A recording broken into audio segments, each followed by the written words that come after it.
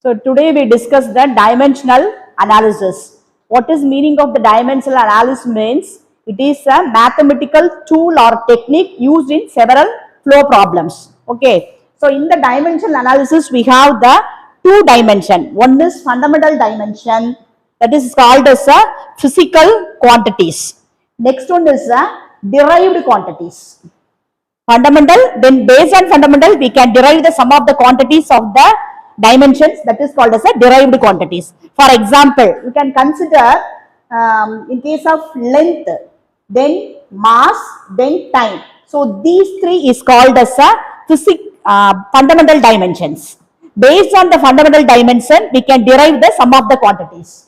For example, we know that what is the meaning of A? This is called as the area. In case of area, what is the unit? It is meter squared.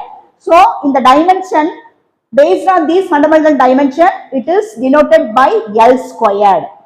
Okay. In case of volume, so this unit of the volume is meter cube. So what is the dimension? L cube. Okay. So based on these three fundamental dimension, we have to derive the dimension for various quantities. And also, for example, in case of velocity, the unit is meter per second. So you can use these three fundamental dimensions. What is the meter in case of fundamental dimension? Substitute all this dimension, we can derive some of the values.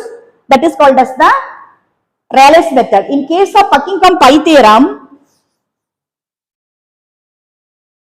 so generally this Buckingham-Pi theorem is used for more than 6 variables. So for example, V is dependent on density, then viscosity, then velocity, the diameter of the pipe, then surface tension means, first you can derive the number of pi terms. How to determine the pi terms means total number of variables minus fundamental dimension. So what is the fundamental dimension? We know that three fundamental dimension, MLT. So what is the total variables here? V is dependent on density, viscosity, then velocity, then diameter, then surface tension. So velocity is angular velocity, you can put angular velocity. Okay. So number of total variables means 1, 2, 3, 4, 5, 6.